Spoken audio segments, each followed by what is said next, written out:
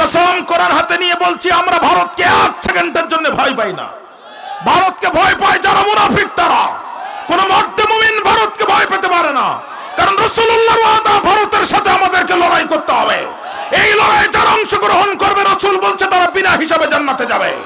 অতএব ভারতকে আমরা ভয় পাই না, ভারতের সাথে আমরা লড়াই করার জন্য প্রস্তুত আছি। আমাদের সাথে লাগলে ভারত ধুতি নিয়ে পালাতে পারবে না। ভারত যখন চিন্তা করলো আমার পছন্দের সরকার রাখতে পারলাম না, গেটের মুখ আর একটাও রাখবো না, সব খুলিয়ে দেবো, তোদের বন্যা দিয়ে ভাসাই দেবো। কথা কন না কেন? এজন্য ভারত হচ্ছে বাংলাদেশের 1 নাম্বার শত্রু। ভারতকে যারা শত্রু মনে না করে তারাই দেশের শত্রু। এই ভারতের চক্রান্তে 18 বছর আমার দেশে ক্রস ফায়ার চলেছে। হাজার হাজার মায়ের বুক খালি করা হয়েছে, হাজার হাজার আলেমদেরকে শাপলা চত্বরে লাইট বন্ধ করে হত্যা করা হয়েছে, সকালবেলা গায়ে রং লেগেছে বলে তামাশা করা হয়েছে। ভারতের চক্রান্তে বিশ্ববরেণ্য মুফাসসির কোরআন আল্লামা সাঈদীর বিরুদ্ধে মিথ্যা যুদ্ধ অপরাধীর মামলা খাড়া করা হয়েছে। আল্লামা সাঈদীকে বারবার ফাঁসির কাস্টে ঝুলানোর চেষ্টা করা হয়েছে। 13টি বছর ব্যর্থ হওয়ার পরে পিছনের দরজা দিয়ে কাপুরুষের মতো তাকে ইনজেকশন পুশ করে হত্যা করা হয়েছে। ভারতের চক্রান্তে আমার দেশে ট্রানজিটের ব্যবস্থা করা হয়েছে। অতএব ভারত এই দেশের 1 নাম্বার শত্রু। ভারতকে যারা শত্রু মনে না করে তারাই দেশের শত্রু। দুরদার সালাম বিশ্ব মানবতার মুক্তির মহান দিশারি, নির্যাতিত মানবতার নবী, বঞ্চিত মানবতার নবী, সৈয়দুল মুরসালিন, খাতিমুন নবীন, ইমামুল আম্বিয়া জনাবে মুহাম্মদুর রাসূলুল্লাহ। ভাইরা, আপনাদের সামনে অনেক ফাঁকা জায়গা আছে, মানুষ এখনো ঢুকতেছে। আপনারা একটু মেহেরবানি করে যার সামনে ফাঁকা জায়গা আছে এই মুহূর্তে তার উপরে দায়িত্ব হচ্ছে শয়তানকে তাড়ায় দেন, ফাঁকা জায়গাটা পূরণ করে বসেন। আল্লাহ তাআলা আমাদেরকে কবুল করুক, জোরে কোন আমিন। আল্লাহ নিজেই ইরশাদ করছেন, ওয়াইদা কুরিয়াল কুরআন ফাসতামিউ লাহু ওয়া আনসিতু লাআল্লাকুম তুরহামুন। যখন তোমাদের সামনে কোরআনের আলোচনা পেশ করা হবে তখন তোমরা 2টি কাজ করবে। 1 নাম্বার, চুপচাপ মেরে শুনবে। চুপচাপ মেরে শুনবে, চুপ থাকবে, মনোযোগ সহকারে শুনবে। আল্লাহ বলছেন লাআল্লাকুম তুরহামুন, তাহলে আল্লাহর পক্ষ থেকে সম্ভবত তোমাদের উপরেই রহমত, বৃষ্টির প্রবল ঝর্ণাধারার মতো বর্ষণ করা হবে। আরো জোরে বলেন। যে এই ডান পাশে খালি জায়গা আছে একটু দয়া করে উঠে বসেন, জায়গাটা পূরণ করেন। বাইরে আমার ভূমিকা ছাড়াই সরাসরি কথা শুরু করতে চাই। আল্লাহ তাআলা আজকের মাহফিলকে কবুল করুক, জোরে কোন আমিন। তেলাওয়াত করেছি কোরআনুল কারীমের 18 নম্বর সূরা 15 নম্বর পারা, সূরাতুল কাহফের 9 থেকে 13 নম্বর আয়াতে কারিমা। তেলাওয়াতকৃত আয়াতে কারিমার অন্তর্নিহিত বক্তব্যকে সামনে রেখে আমি কথা শুরু করার নিয়ত করছি। আল্লাহ তাআলা আমার জবান এবং কণ্ঠকে আপনাদের খেদমতে কবুল করুন। সূরার নাম সূরাতুল কাহফ। কাহফ শব্দের অর্থ হচ্ছে গারুন ফিল জাবাল, পাহাড়ের গুহা। আজ থেকে 6000 বছর পূর্বে বর্তমান জর্দানের রাজধানী আম্মান শহর থেকে 60 কিলোমিটার দক্ষিণ পূর্বে ইবনু আব্বাস রাদিয়াল্লাহু তাআলা আনহুর বর্ণনা অনুযায়ী বানজালুস নামক পাহাড়ের হাইজুম নামক গুহায় কিছু সংখ্যক ঈমানদারদের উপরে এক ঐতিহাসিক, নির্মম, নিষ্ঠুর, হৃদয় বিদারক, করুণ ঘটনার অবতারণা ঘটেছিল, যার বর্ণনা এই সূরাটির মধ্যে এসেছে। এজন্যে সূরাটিকে বলা হয় সূরাতুল কাহফ, পাহাড়ের গুহার সূরা। আরবিতে কাহফ শব্দের অর্থ হচ্ছে গুহা, আবার গর শব্দের অর্থ হচ্ছে গুহা। প্রশ্ন হচ্ছে এই 2 গুহার ভিতরে পার্থক্য কি? জবাব দিচ্ছেন মুহাম্মদ আলী আস-সাবুনী রহমাতুল্লাহ আলাইহি, তার তাফসিরের নাম তাফসিরে সাফাতুত তাফাসির। তাফসিরে সাফাতুত তাফাসিরের মধ্যে মুহাম্মদ আলী আস-সাবুনী রহমাতুল্লাহ আলাইহি বলেন, ফাআম্মাল কাহফু আন-নাকবুল মুত্তাসি ইজা লাম ইয়াত্তাসি ফাহুয়া গার। কাহফ ওই গুহাকে বলা হয় যেটা অত্যন্ত প্রশস্ত, যার মধ্যে কয়েকজন মিলে স্বাচ্ছন্দ্যে সানন্দে অবস্থান করা যায়, হাঁটা যায়, চলা যায়, শোয়া যায়, বিশ্রাম নেওয়া যায়। গার ওই গুহাকে বলা হয় যেটা অত্যন্ত সংকীর্ণ। বিশ্বনবী মক্কা থেকে মদিনায় হিজরতের সময় যে গুহার ভিতরে অবস্থান নিয়েছিলেন এইটাকে কাহফ বলে না, এইটাকে বলে গর। আল্লাহ নিজেই বলছেন ইদ হুমা ফিল গর। সুবহানাল্লাহ বলতে মন চায় না? সূরাটির মধ্যে আয়াত সংখ্যা 110টি, সূরাটির মধ্যে রুকু সংখ্যা 12টি। গোটা পৃথিবীর সমস্ত মুফাসসিররা এ বিষয়ে একমত যে সূরাটি নাজিল হয়েছিল মক্কায়। অতএব সূরাতুল কাহফ একটি মক্কি সূরা। এটি হচ্ছে সূরাটির সংক্ষিপ্ত পরিচিতি। আমার বক্তৃতার 2 নম্বর পয়েন্ট হচ্ছে আল মুনাসাবাতু বাইনা সূরাতাইন। তাফসীরের অত্যন্ত গুরুত্বপূর্ণ পয়েন্ট এইটি। তেলাওয়াতকৃত সূরার সাথে পূর্ববর্তী সূরার সম্পর্ক কি, তারতিবুস সূরা, সূরাগুলোর যে সিরিয়াল ধারা, এটা সাহাবায়ে কেরামও করেন নাই, আল্লাহ রাসূলও করেন নাই। সূরাতুল ফাতিহার পরে সূরাতুল বাকারা, এই ধারাটা করে দিয়েছেন যিনি, একটু চিৎকার করে বলেন কে তিনি। পূর্বের সূরার নাম হচ্ছে সূরা বনী ইসরাঈল। আমরা তেলাওয়াত করেছি সূরাতুল কাহাফ।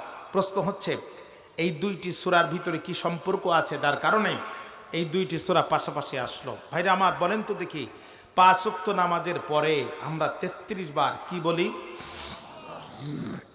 আরো জোরে কর না কেন? এরপরে 33 বার কি বলি? পূর্বের সূরা বনী ইসরাঈল শুরু হয়েছে সুবহান শব্দ দিয়ে, তারপরের সূরা সূরাতুল কাহাফ শুরু হয়েছে আলহামদু শব্দ দিয়ে, যার কারণে দুইটি সূরা পাশাপাশি এসেছে। জোরে কন্না সুবহানাল্লাহ। 2 নম্বর সম্পর্ক, কাফিররা নবীর কাছে প্রশ্ন করলো 3টা, একটু চিৎকার দিয়ে বলেন কয়টা? 1 নম্বর প্রশ্ন, রুহু কি এবং তার তাৎপর্য কি? 2 নম্বর প্রশ্ন, সেই বিস্ময়কার এবং বিস্ময়কার যুবক কারা, যাদের ঘটনা অত্যন্ত অত্যন্ত অত্যন্ত বিস্ময়কর। 3 নম্বর, সেই মহান ব্যক্তিকে যিনি মিনাল মাশরিকি ইলাল মাগরিব, পৃথিবীর পূর্ব থেকে পশ্চিম পর্যন্ত পরিভ্রমণ করেছেন। প্রথম প্রশ্নের জবাব ইয়াসআলুনাকা আনির রূহ, এই প্রশ্নের জবাব দিয়েছেন আল্লাহ তাআলা পূর্বের সূরা বনী ইসরাঈলের মধ্যে। বাকি 2টি প্রশ্নের জবাব দিয়েছেন আল্লাহ তাআলা তার পরের সূরা সূরাতুল কাহাফের মধ্যে, যার কারণে 2টি সূরা পাশাপাশি এসেছে। জোরে কন্না সুবহানাল্লাহ। 3 নম্বর পয়েন্ট হচ্ছে ফজিলাতু সূরাতুল কাহাফ। সূরাতুল কাহাফ যে আমরা তেলাওয়াত করব, আমাদের কি লাভ হবে? ভাইরা আমার, আখিরি জামানার নবীর উম্মতের মধ্যে সবচাইতে বড় ফিতনার নাম হচ্ছে দাজ্জালের ফিতনা। রাসূলুল্লাহ সাল্লাল্লাহু আলাইহি সাল্লাম হাদিসে বলেছেন, দাজ্জাল লোকটি খাটো হবে, এক চোখ তার অন্ধ থাকবে, মানুষকে ধোঁকা দিয়ে ডান হাতে জান্নাত দেখাবে, বাম হাতে জাহান্নাম দেখাবে। দাজ্জালের এই ধোঁকায় পড়বে যারা, ঈমান হারা হবে তারা। পৃথিবীর সমস্ত শিল্পী গান গায়, নাগ 1 নাগ 2 কণ্ঠের স্কেলে, দাজ্জালের কণ্ঠের স্কেল হবে সর্বনিম্ন নাগ 6। দাজ্জাল তার কণ্ঠ দিয়ে যখন গান শুরু করবে, দাজ্জালের এক একটি গানের টানে লক্ষ লক্ষ মানুষ বেঈমান হয়ে যাবে, নারীরা পাগল পাড়া হয়ে ছুটতে থাকবে, গর্ভবতী নারীদের সন্তান পর্যন্ত প্রসব হয়ে যাবে, তারা ঠিক পাবে না। রাসূল বলছেন, মান হাফিজা 10 আয়াতিন মিন আউয়ালি সূরাতিল কাহফি আসামা মিনাদ দাজ্জাল, আমার উম্মতের মধ্যে সূরা কাহফের প্রথম 10টি আয়াত যারা মুখস্থ করবে, দাজ্জালের ফিতনা থেকে আল্লাহ তাদের ঈমানকে রক্ষা করবে। আরো জোরে বলেন। 2 নম্বর বুখারী শরীফের হাদিস। আপনার এই কালেকশনটা একটু এক পাশে নিয়ে যান, তাহলে আমার জন্য আলোচনা করতে সুবিধা হবে। যিনি কালেকশনের টাকা নেবেন তিনি এই কর্নারে একটা টেবিল নিয়ে বসেন, অথবা ওই কর্নারে বসেন।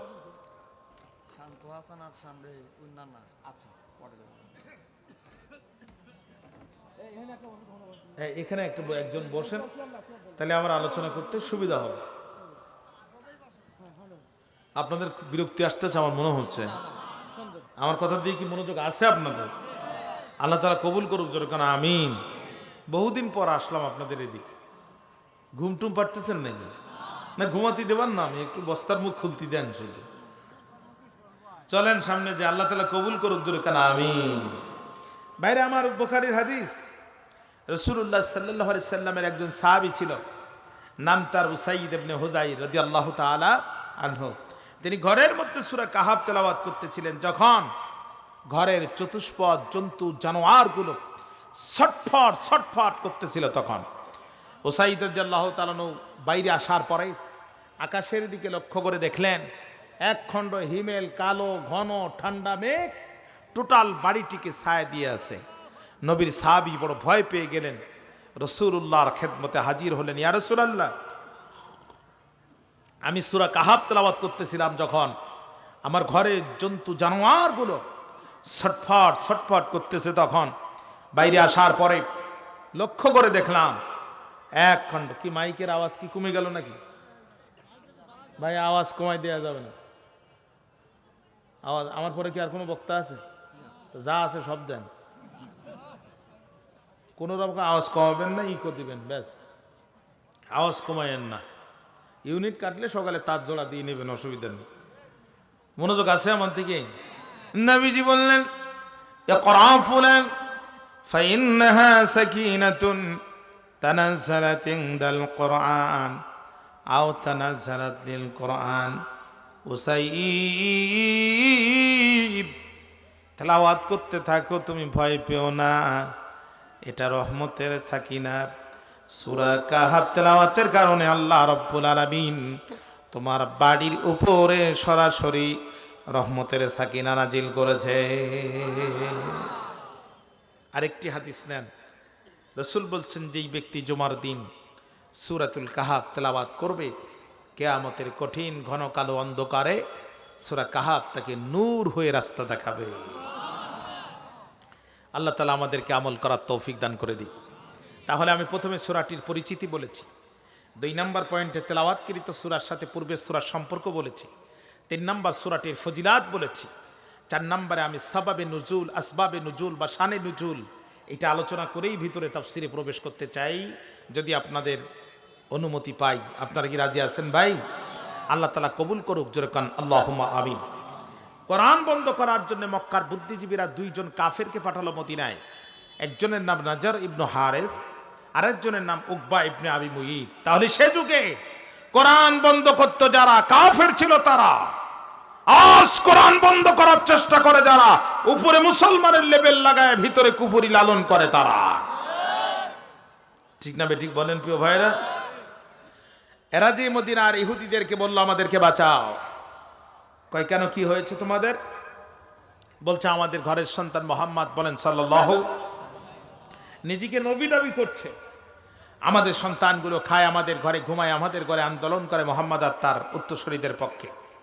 এইভাবে যদি চলতে থাকে, আগামী দিনে নেতৃত্ব কর্তৃত্ব আর কিছুই আমাদের হাতে থাকবে না, সব মুহাম্মদ সাল্লাল্লাহু আলাইহি ওয়াসাল্লাম এবং তার উত্তরসূরিদের হাতে চলে যাবে, অথবা আমাদেরকে বাঁচাও। তখন তারা কি করলো? তখন তারা চিন্তা করলো, তাই তো। তখন মদিনার ইহুদিরা বলল, দেখো যদি সে সত্যি আল্লাহর নবী হয়, শুধু মদিনার ইহুদি কেন, গোটা পৃথিবীর ইহুদিদেরকে এক জায়গায় করে তাবিজ বানায় গলায় ঝুলাইলেও কোনো লাভ হবে না। তোমরা আগে নিশ্চিত হও যে সে আল্লাহর নবী কি নবী না। এই জন্যে তাদেরকে ট্যাবলেট দিল 3টা। জোরে বলেন কয়টা? 3টি প্রশ্ন তোমরা তার কাছে করলে তোমরা বুঝতে পারবা সে নবী কি নবী না। কি প্রশ্ন? 1 নাম্বার রুহু কি এবং তার তাৎপর্য কি। 2 নাম্বার সেই বিস্ময়কার এবং বিস্ময়কার যুবক কারা, যাদের ঘটনা অত্যন্ত অত্যন্ত অত্যন্ত বিস্ময়কর। 3 নাম্বার সেই মহান ব্যক্তিকে যিনি পৃথিবীর পূর্ব থেকে পশ্চিম পর্যন্ত পরিভ্রমণ করেছেন। কাফেররা চলে আসলো মক্কায়, রসুলকে এই 3টা প্রশ্ন ছুড়ে দিলেন। আল্লাহ রসুল সাল্লাল্লাহু আলাইহি সাল্লাম বললেন, তোমাদের প্রশ্নের জবাব আগামীকালকে দিব। ঘটনাক্রমে তিনি ইনশা আল্লাহ বলতে ভুলে গিয়েছিলেন। উলুমুল কোরআন, কোরআনের সায়েন্স ওমদা কিতাব হচ্ছে 2টি। 1 নাম্বার হচ্ছে আল বুরহান ফি উলুমিল কোরআন লি ইমাম জারকাশি রহমাতুল্লাহ আলাইহি, আরেকটি হচ্ছে আল ইতকান ফি উলুমিল কোরআন লি হাফেজ জালালউদ্দিন সুয়ুতি রহমাতুল্লাহ আলাইহি। ভাইরা আমার, আল ইতকান ফি উলুমিল কোরআনের মধ্যে হাফেজ জালালউদ্দিন সুয়ুতি রহমাতুল্লাহ আলাইহি বলেন, আল্লাহ রসুল সাল্লাল্লাহু আলাইহি সাল্লাম ইনশা আল্লাহ বলতে ভুলে যাওয়ার কারণে নবীজির উপরে একটানা 15টা দিন ওহী নাজিল হওয়া বন্ধ ছিল। 15 দিন যখন ওহী নাজিল হলো না, এই মাসখারের সময়টিতে মক্কার কাফেররা রাসূলের বিরুদ্ধে ভিত্তিহীন কথাবার্তা ছড়াতে লাগলো। 3 প্রশ্নের জবাব দিতে যদি 15 দিন লাগে, বাকি প্রশ্নের জবাব কবে দেবে? আব্দুল্লাহর বেটা মোহাম্মদ এবার বুঝবে নবী কাকে বলে। আল্লাহ ডাক দিয়ে কয়, জিব্রাইল আর করিস না দেরি, চলে যা তাড়াতাড়ি। ওরা আমার রাসূলকে প্রশ্ন করে অপমান করতে চায়, আমার নবীর পক্ষে ওদের প্রশ্নের জবাব আমি আল্লাহ তাআলা নিজেই আসমান থেকে নাজিল করতে চাই। জিবরিল আমিন চলে আসলেন, সূরাতুল কাহাফ নাজিল হয়ে গেল। দেশের নাম জর্দান, বাদশার নাম দাকিয়ানুস, বৈশিষ্ট্য তার 3টা। জোরে বলেন কয়টা? একটু কথা বলেন কয়টা? 1 নাম্বার জালেম, 2 নাম্বার নিষ্ঠুর, 3 নাম্বার মূর্তি পূজক। পৃথিবীর সমস্ত স্বৈরাচার শাসকদের জীবনাচার বিশ্লেষণ করলে এই তিনটি জিনিস পাবেন। তাফসিরের নাম তাফসিরে নুরুল কোরআন, আপনারা পড়ে দেখবেন এই তিনটি তথ্য এসেছে। 1 নাম্বার জালেম, 2 নাম্বার নিষ্ঠুর, 3 নাম্বার মূর্তি পূজক। বর্তমান আমাদের দেশ থেকে সম্প্রতি যিনি পিছনের দরজা দিয়ে পালিয়ে গেছেন, এটাও দাকিয়ানুস, তবে লেডিস ভার্সন। এ মাল একই কিন্তু মডেল ভিন্ন, মাল একই মডেল ভিন্ন। কত বড় জালেম হলে পরে, কত বড় জালেম হলে পরে ফেরাউন মুসা আলাইহিস সালামের জন্ম হতে দেবে না। এজন্য ছোট ছোট মাসুম বাচ্চাগুলোকে হত্যা করার নির্দেশ দিতে পারে। কত বড় জালেম হলে পারে নমরুদ জীবন্ত পয়গম্বর ইব্রাহিম আলাইহিস সালামকে অগ্নিকুণ্ডে নিক্ষেপ করার নির্দেশ দিতে পারে। কত বড় জালেম হলে পরে স্বৈরাচার নিজের দেশের মানুষের টাকা দিয়ে কেনা, নিজের দেশের মানুষের ট্যাক্সের টাকা দিয়ে কেনা বন্দুক আর হেলিকপ্টার ব্যবহার করে, তখন দাকিয়ানুস এবার বলতে চাই চল আমি নিজেই হাতে ধরে ওদেরকে মারবো। কিন্তু ঢোকার সময় যেই কুত্তার অবস্থা দেখছে ও ভয় পেয়ে গেছে। যে কুকুর যদি প্রথমে এই অবস্থায় থাকে, পরে যেয়ে যদি ঢুকে দেখি আর একটা বাঘ ওই অবস্থায় আছে, কথা কর না কেন? ওর মনের মধ্যে ভয় সৃষ্টি করে দিয়েছে কে? জোরে বলেন। কিছু এলাকায় কিছু মহিলা আছে খুব ডেয়ারিং, পল্লী বিদ্যুতের দামও দেয় না, মিটারের লাইনও কাটতে দেয় না, আছে না? এখন এক মিটার রিডার জোর করে গেছে লাইন কাটতে, মহিলা লম্বা দাও বাইর করেছে, হেসু দা চেনেন আপনারা, চিকন লম্বা দা, ওই লম্বা দা বাইর করে সেই লোকে তাড়াচ্ছে। লোকটা বড় বিপদে পড়ে বলছে তাহলে গাছে উঠি, তাছাড়া তো জীবন বাঁচানো গেল না। এ মহিলার যে রাগ, এ তো কোপ দিয়েই ফেলবে না। তাড়াতাড়ি বেচারা গাছে উঠছে, মহিলার নিচে দাঁড়ায় কাপড় বান্ধে আর কয় শুধু গাছে উঠতে পারলাম না বলে তুই বেঁচে গেলি, তবে তুই উপরে উঠলো 2 কোপ, নিচে নামলো 2 কোপ।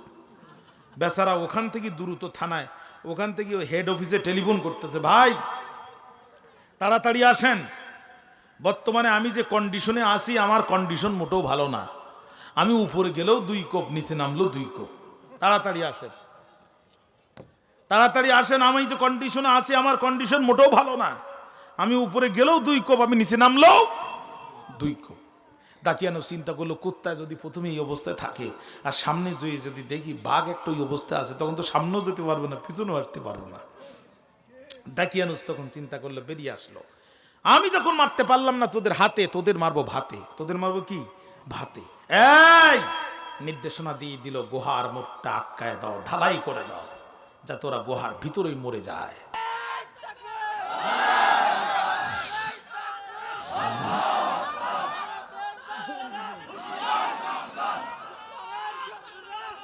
আল্লাহ ঠিক না, তোদের ওই পচা পেঁয়াজ আর আমাদের লাগবে না, ও তোমরাই খাও। ও কি করো? তোমরাই খাও। আমাদের দেশে এখন যে পেঁয়াজ আসতেছে 2 পেঁয়াজে 1 কেজি, এক একটা হাফ কেজি, চাচা ঠিক না? ও পেঁয়াজ খাওয়াও যাবে, আবার ঢিলও মারা যাবে, কতক্ষণ না কেন? ও পচা পেঁয়াজ আমাদের আর লাগতো না। পাকিস্তান থেকে মাত্র 2টো চালান ঢুকছে, তাতেই দাদা ধুতি ঢিলা হয়ে গেছে, কতক্ষণ না? আরো বলে এই মাসে 10 চালান ঢুকবে। এখন বাজারের সবচেয়ে ভালো পেঁয়াজটা 35 থেকে 40 টাকা দাম। দেরি করেন না, 20 টাকায় নেমে আসতে খুব বেশি দিন সময় লাগবে না। ভারতের পচা পেঁয়াজ আর আমাদের লাগবে না, ঠিক না? ইতিমধ্যে ভারত টের পেয়ে গেছে আমাদের ইউনূস চাচা কত বড় খেলোয়াড়, কতক্ষণ না কেন? আরে আমাদের প্রধান উপদেষ্টা পিএইচডি হোল্ডার, ইউনিভার্সিটির প্রফেসর, তাকে অক্সফোর্ড ক্যামব্রিজ গোটা পৃথিবী ধার করে নিয়ে যায় বক্তব্য দেওয়ার জন্য। ডক্টর ইউনূস বক্তব্য দেয়, আর পৃথিবীর সেরা সেরা শিক্ষিত ছেলে মেয়েরা খাতা কলম নিয়ে সেখানে মুখের দিকে তাকায় থাকে আর নোট করে। আর তোদের প্রধানমন্ত্রী 2 দিন আগে চা বিক্রি করতো গুজরাটে, কথা বল না কেন? কথা বলেন। অতএব আমাদের দেশ ছোট হতে পারে, আমাদের সম্পদ কোনো অংশে কম না। আমাদের 20 কোটি মানুষের 40 কোটি হাত ইসলামের পক্ষে নিয়ে আমরা ভারতের সাথে লড়াই করব, কিন্তু কোরআন বিরোধীদের কাছে মাথা নত করব না, করব না, করব না। কারা কারা রাজি আছেন 2 হাত তুলে আল্লাহকে দেখায় দেন।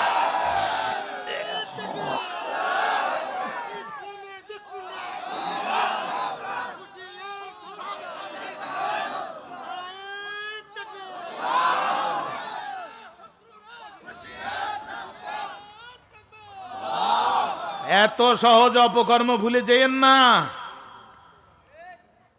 এই 7 বার থেকে যে দৌড় মারিলাম, কত সালে জানো? 2013 সালে না? যে দৌড়টা মারতে হয়েছিল আপনারা ভুলে গেছেন, কিন্তু আমি ভুলি নাই। হাজার হাজার তাফসীর মাহফিল তারা বন্ধ করে দিয়েছে, হাজার হাজার তাফসীর মাহফিল বন্ধ করেছে, কোরআনের গায়ে হাত দিয়েছে, কোরআনের মুফাসসিরদের রক্ত পান করেছে, চোর আর ডাকাতের মতো পিছনের দরজা দিয়ে পালাতে বাধ্য হয়েছে। এতদিন জানতাম পিছনের দরজা দিয়ে চোর পালায়, ডাকাত পালায়, পিছনের দরজা দিয়ে কোন রাষ্ট্রনায়ক পালায়। এটা পৃথিবীর ইতিহাসের প্রথম ঘটনা। পালানোর সময় বলতে যে আমার শাড়িটা একটু নেওয়ার দরকার ছিল। বলছে ম্যাডাম হাতে মোটে সময় নেই, ও নেওয়া যাবে না। বলছে তাহলে একটু বক্তব্য দিতাম, তো সে ক্যামেরাম্যান পালাইছে বহুত আগে। বলছে আমার সে নিরাপত্তা কর্মীরা কই? তো বলছে ওরা জামা কাপড় খুলে ফেলিছে। বলছে তাহলে একটু বাবার কবরটা জিয়ারত করতাম। তো বলছে ওখানে গেলে ওখানেই শুয়ে পড়া লাগবে না। বলছে এখন কি করবো বলে দাও। লোকজন খেপি বলছে পিছনের দরজা দিয়ে বেরিয়ে যাও, যাদের দালালি করেছো তাদের দেশে চলে যাও। কথা বলেন না কেন? 20 বছর আগে আল্লামা দেলোয়ার হোসেন সাঈদী স্পষ্ট ভাষায় বলেছিল, এদেশের ইসলামপন্থীদেরকে মৌলবাদী বলে গালি দাও, রাজাকার বলে গালি দাও, আশামস বলে গালি দাও, এদেশের আলেম ওলামাদেরকে মৌলবাদী বলে গালি দাও। এই মৌলবাদীরা যেই দিন ধরে ঝাঁকি দিবে, মামুর বাড়ি দিল্লি যে পড়বা, 3.5 ঘন্টা হেলিকপ্টার আকাশে উড়েছে, কোথাও জায়গা হয়নি, শেষ পর্যন্ত দিল্লিতে জায়গা হয়েছে। ঠিক না? ঠিক না? কোথাও জায়গা হয়নি, শেষ পর্যন্ত দিল্লিতে জেগে জায়গা হয়েছে। যাদের দালালি করেছো তাদের দেশে থাকো, এই দেশে আর আসার স্বপ্ন দেখো না। আর এখন আফসোস লাগে প্রিয় ভাইরা, আফসোস লাগে পালানোর সময় একটা লোক যদি সাথে করে নিত হেলিকপ্টারে, তাহলে তো মনের বুঝ দিতে পারতাম যে জায়গা থাকলে 8 ঘরিয়া থেকেও 2-5 জন নিতে পারত, মনের বুঝ দিতে পারতাম। কিন্তু পালানোর সময় একটা লোক সাথে যে লোক দুনিয়াতে নেল না, কিয়ামতের দিন এই লোকের দ্বারা কোনো উপকার হবে? হ্যাঁ, তাহলে কোন আশায় ছোট বুঝি না। ইসলামের পক্ষে, কোরআনের পক্ষে স্লোগান তোলো। রাসূলুল্লাহ তোমাকে জান্নাতের গ্যারান্টি না দিয়ে নিজে জান্নাতে যাবে না। অতএব রক্ত যদি দিতে হয় ইসলামের জন্য দিব, রক্ত যদি দিতে হয় কোরআনের জন্য দিব, জীবন যদি দিতে হয়, কারাগারে যেতে হয় ইসলামের জন্য যাব। কারা কারা রাজি আছেন? 2 হাত তুলে আল্লাহকে দেখায়।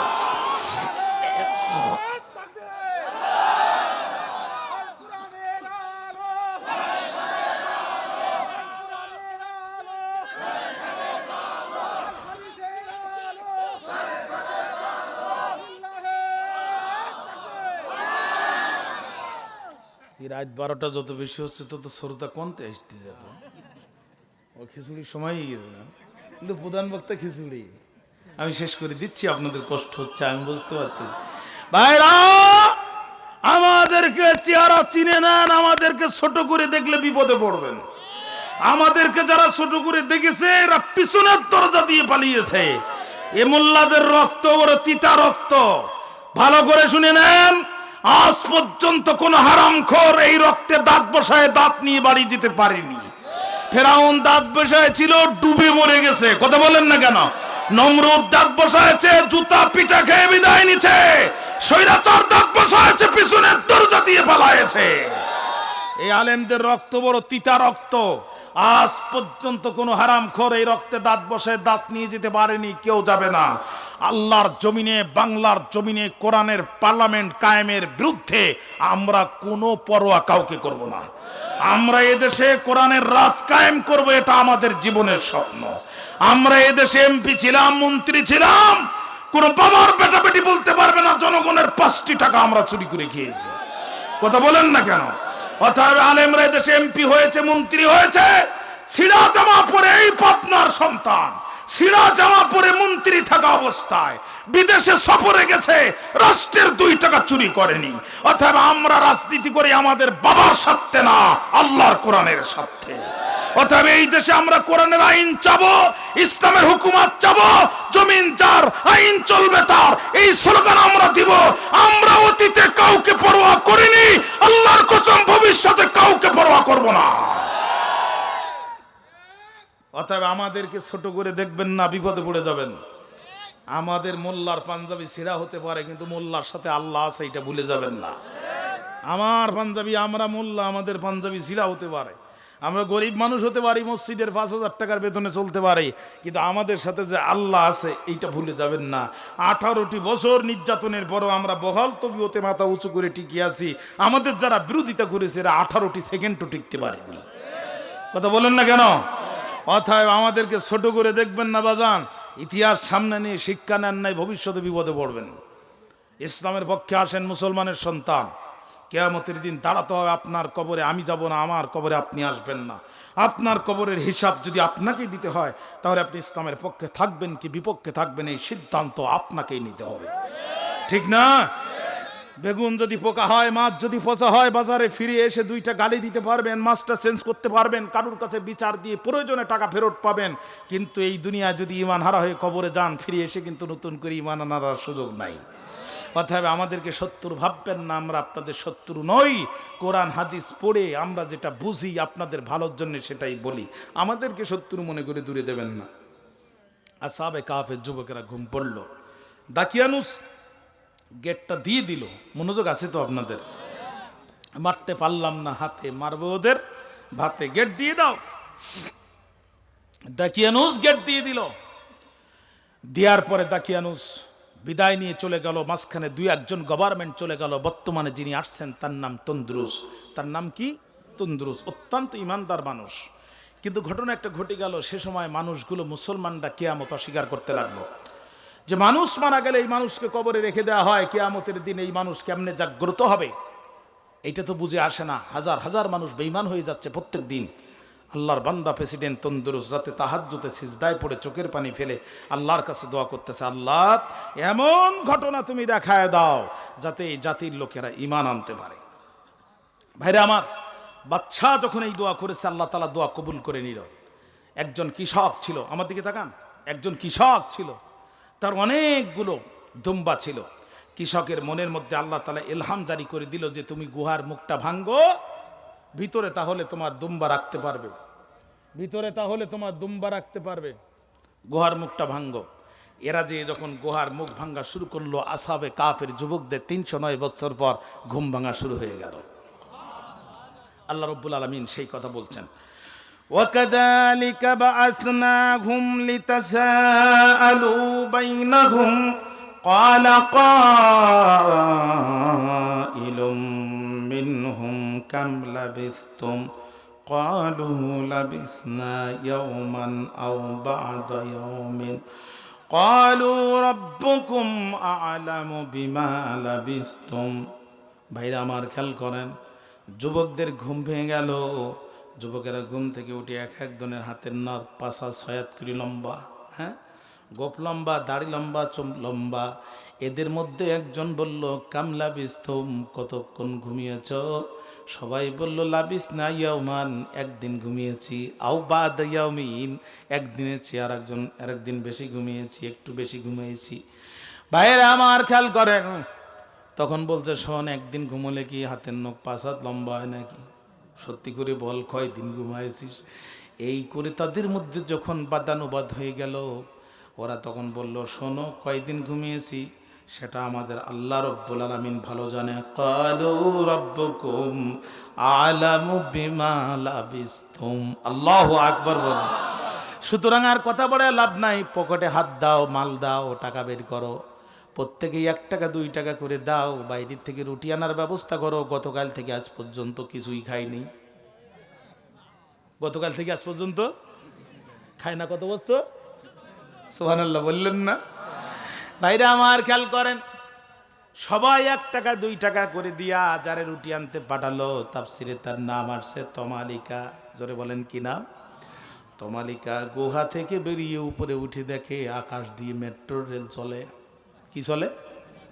Metro rail. একটু সামনে যেয়ে দেখে পদ্মা সেতু, আরেকটু সামনে যেয়ে দেখে ওভারব্রিজ, আরেকটু সামনে যেয়ে দেখে টানেল।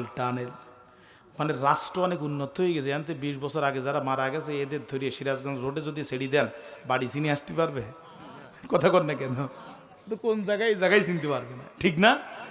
ভাইরা আমার, দুপুরবেলা ম্যাক্সিমাম দোকান বন্ধ, কিছু দোকান খোলা আছে। 309 বছর আগের টাকা, আর হাতের মধ্যে নোকে একটা পাঁচাত করে লম্বা, চুলও লম্বা, গোফও লম্বা, দাড়ি লম্বা। দোকানদারকে বলছে মামা টাকাটা নাও, 10টা রুটি দাও। দোকানদার তাকেই দেখে নোকে একটা পাঁচাত লম্বা। দোকানদার তাকেই দেখে দুপুরবেলা আশপাশে কেউ নাই। আর 309 বছর আগের টাকা, তার মানে এই যে জিনের বাচ্চা, এই ব্যাপারে আর কোনো সন্দেহ নেই। কার রুটি কেডা বিক্রি করে, পিছন দিকে খেচ্ছি দূর, কথা কন না। ও বলছে আল্লাহ কোন বিপদে পড়লাম, আমারে দিকে পাবলিক দৌড়ায় কেন। আর গতকালকে যখন ঢুকছিলাম তখন তো এই ব্রিজ টিরিজ দেখি নাই, পদ্মা সেতু তো ছিল না কালকে। তার মানে আমি বুঝালাম যে রাষ্ট্র অনেক উন্নত হয়ে গেছে, কথা কি বুঝতে পেরেছে। আর দোকানদার দৌড়ায়, ও তখন আর এক দোকানে গেছে, দেখি ওই দোকানদার কি বলে। ওরে যে বলছে মামু রুটি দাও, ও যখন একই অবস্থা দেখিছে তখন বলছে তুমি দাঁড়াও আমি আসতেছি বলি, ও দৌড়। ও তো পড়ে গেল বিকায়দায় যে আল্লাহ আমারে যেই দেখে সেই দৌড়ায় কেন। আর এক দোকানে যেয়ে বলছে মামা টাকাটা নেও, রুটি দাও। বেচারা আবার বড় চালাক, দেখেই বুঝতে পারি যে 309 বছর আগের টাকা, তার মানে স্বর্ণের খনি পেয়েছি। দোকানদার দোকান থেকে বেরিয়ে তমালিকার হাত ধরে বলছে মামু 50% ভাগ দাও, নাই পুলিশ ডেকে ধরাই দেবো। বলছে কারণ কি? 309 বছর আগের টাকা কই পাইলা। কথোপকথন যখন চলতেছে, দুইজন পুলিশের অফিসার সেখানে ডিউটি করতেছিল। একজনের নাম আরিউস আর একজনের নাম তান্তিউস। দুইজন এসে তমালিকাকে গ্রেপ্তার করে ফেললো। তমালিকা কান্না শুরু করলো। তমালিকা কালেমা পড়ে আর কান্দে, রব্বুল আলামিন আজ আমার জীবনের শেষ দিন, আমি আজকে শহীদ হয়ে যাব। পুলিশ অফিসার ডাক দিয়ে বলে তমালিকা কান্দ কেন? কয় আজকে আমার জীবনের শেষ দিন, তোমার প্রেসিডেন্ট মেরে ফেলবে। বলে ও তমালিকা, তোমার মুখের মধ্যে যে কালেমা শুনেছি, আমার প্রেসিডেন্টের মুখেও একই কালেমা শুনেছি। আর মুসলমান কোনোদিন আর এক মুসলমানকে মারতে পারে না। নিরপরাধ ফেরেশতা তুল্য মানুষদেরকে বিনা অপরাধে যারা ফাঁসি দিল, এরা কোনোদিন মুসলমান হতে পারে না। কথা কি বোঝা গেছে প্রিয় ভাইরা? তমালিকাকে ডাক দিয়ে পুলিশ বলছে তুমি কান্দো না, তোমার কান্নার কারণ নাই, তোমার মুখে যে কালেমা আমার প্রেসিডেন্টের মুখেও সেই কালেমা। তমালিকা আশ্চর্য হয়ে বলছে ভাই প্রেসিডেন্টের নাম কি? বলছে প্রেসিডেন্টের নাম তন্দুরুস।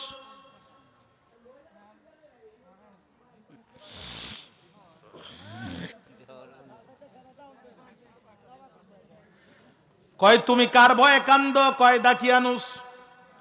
কয় দাকিয়ানুস ওই জালেম তো পালাইছে আরো 309 বছর আগে। তমালিয়া তখন বলে ভাই আমি কোনো কারণ জানি না, আমি গতকালকে গতকালকে আমরা 7 জন যুবক দাকিয়ানুসের ভয়ে গোয়ার মধ্যে গেলাম। এরপরে কেন জানি আল্লাহর কাছে দোয়া করলাম, চোখের মধ্যে ঘুম আসলো। আর আজকে ঘুম থেকে উঠি দেখি নৌকে একটা পাঁচাত করে লম্বা, গোপ লম্বা, চুল লম্বা, দাড়ি লম্বা। আমাকে সবাই 2 টাকা করে দিল রুটি কেনার জন্য। আমি যেই দোকানে যাচ্ছি ওই দোকানদারই দোকান ছেড়ে পালাচ্ছে। এই বেচারা দোকান ছেড়ে এসে আমার হাত ধরে বলছে মামা 50% ভাগ দাও, নাই তোমার পুলিশের কাছে ধরাই দেবো। ভাই আমি তো পড়ে গেছি বড় বেকায়দায়।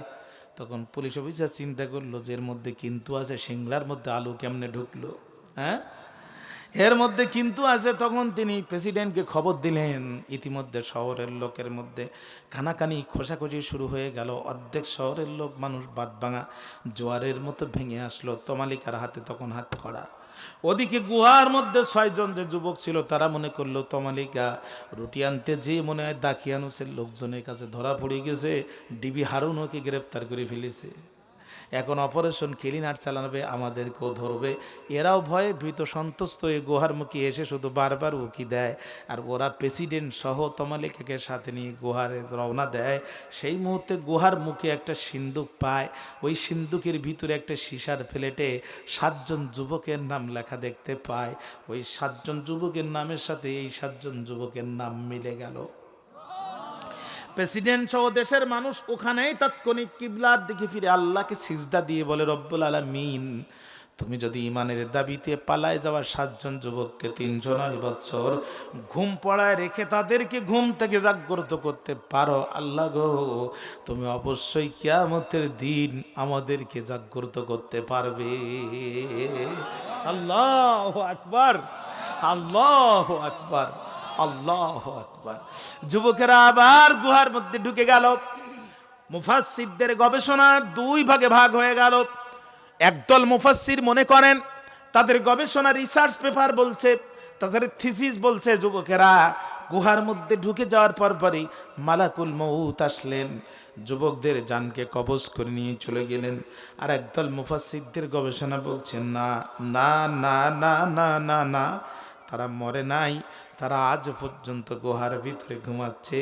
যেহেতু তারা ঈসা আলাইহিস সালামের উম্মত, ঈসা আলাইহিস সালাম এখন আকাশে অবস্থান করতেছে। ঈসা আলাইহিস সালাম যখন আকাশ থেকে নামবে, এই যুবকরা তখন গুহা থেকে ঘুম ভেঙে তারা আবারও উঠবে। ঈসা আলাইহিস সালামের হাতে হাত রেখে তারা আমার নবীর উপরে ঈমান এনে আরও একবার ঈমানের জন্যে তারা লড়াই করবে। ওপেনের ভাইরা, ঈমানের জন্যে যদি এরা বারবার লড়াই করতে পারে, একটাবার কি কোরআন হাতে নিয়ে বাংলার জমিনে আমরা স্লোগান দিতে পারি না? সব কিছু দেখা শেষ, এবার আল কোরআনের বাংলাদেশ। পারি না ইনশাল্লাহ? আল্লাহ তাআলা আমাদের তৌফিক দান করুন।